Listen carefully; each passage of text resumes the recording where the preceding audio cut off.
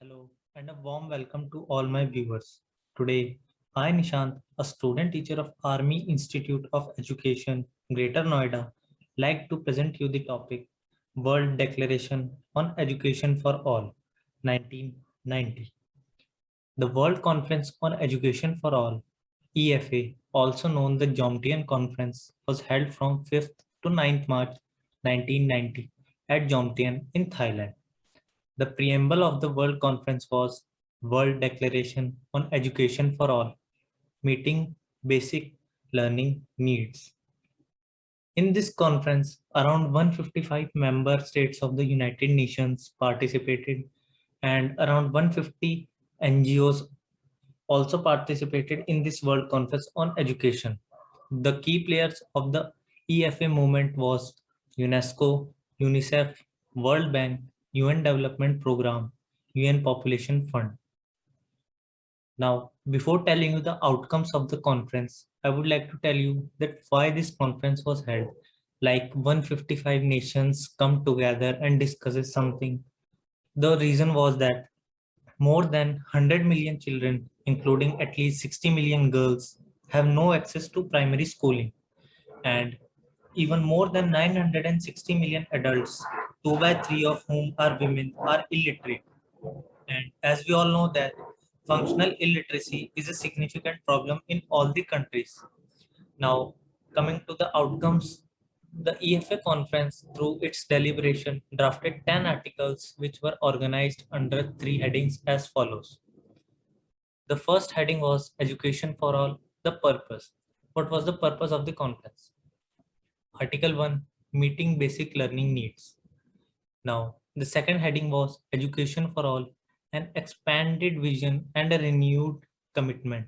Under this heading, there were several articles. For example, Article 2, Shaping the Vision, Article 3, Universalizing Access and Promoting Equity, Article 6, Enhancing the Environment for Learning. And the third heading, the last heading was Education for All, the Requirements. As if at all over the world we are going to have basic education, then there will be certain requirements that we need to meet. So the requirements were developing a supportive policy context, mobilizing resources, and strengthening international solidarity. Now, moving to the articles, the article number 1 is meeting basic learning needs. Every person, whether it is a child, youth, adult, shall be able to benefit from educational opportunities designed to meet their basic learning needs. These needs comprise both essential learning tools and the basic learning content required by human beings to be able to survive, to develop their full capacity, to live and work in dignity, to participate fully in development. This article empowers individuals in any society and confers upon them a responsibility to respect and to build upon their collective cultural, linguistic, and spiritual heritage.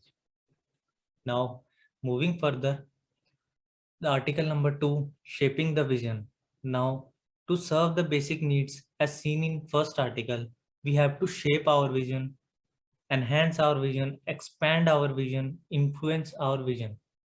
So, article number 2 says to serve the basic learning needs of all the required more than a recommitment to basic education as it now exists, that is expanded vision that surpassed present resource levels, institutional structures, curricula, and conventional delivery system while building on the best in current practices. Now, the other articles, which is article number 3 to article number 7, will tell us that how we can shape our vision, how it can be glorified, how the environment can be changed. Now, coming to the article number 3, which tells us that universalizing access and promoting equity. Basic education should be provided to all children, youth, and adults. The most urgent priority is to ensure access to education and improve the quality of education for girls and women to remove every obstacle that hamper their active participation. Basic education should be equitable and everyone should be given the opportunity to achieve and maintain an acceptable level of learning. Moving further, article number 4, focusing on learning. Whether or not expanded educational opportunities will translate into meaningful development for an individual or for society depends ultimately on whether people actually learn as the result of those opportunities, that is, reasoning ability, skills, and values. As we all know that learning will be increased by defining its acceptable levels and also by improving the system of assessment of learning. Now, moving to the next article, which is Article 5th, broadening the means and scope of basic education. The diversity, complexity, and changing nature of basic learning needs of children, youth, and as well as adults necessity broadening and constantly redefining the scope of basic education to include the following components, which are as follows. Learning begins at birth. This calls for early childhood care.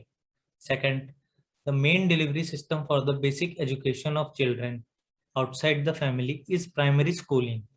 Third, the basic learning needs of youth and adult are diverse and should be made through a variety of delivery systems. And fourth, all available instruments and channels of information. All these components should constitute an integrated system, complementary, mutually reinforcing, and of comparable standards.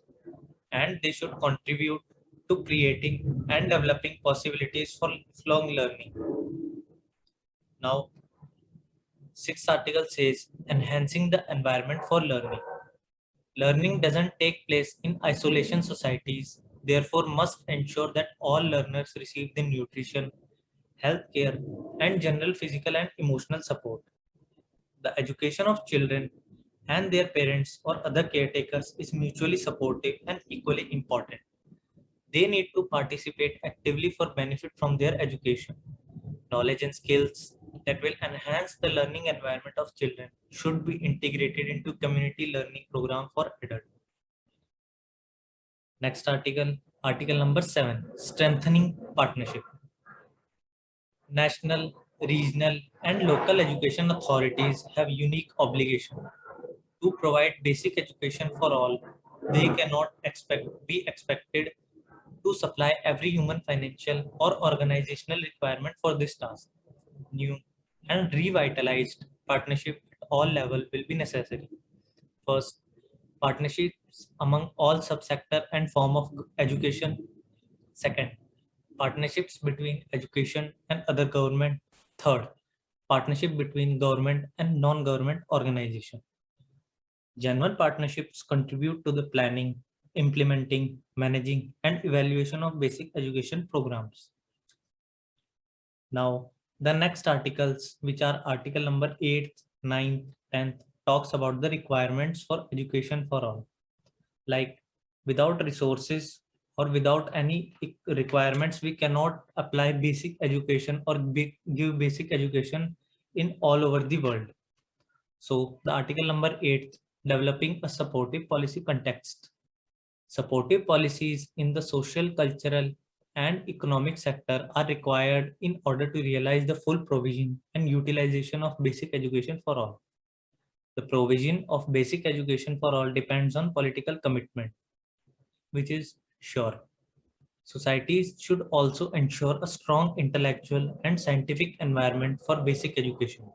This implies improving higher education and developing scientific research and close contact with contemporary technological and scientific knowledge should be possible at every level of education.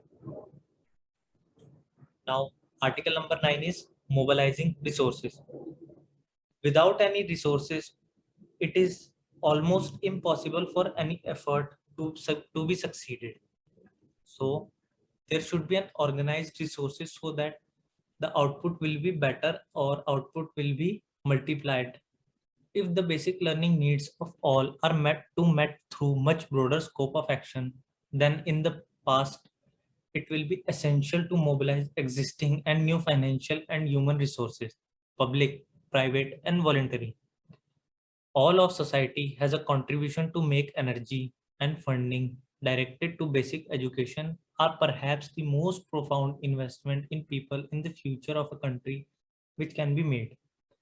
The urgent task should be made for meeting basic learning needs, and it will require a reallocation between sectors.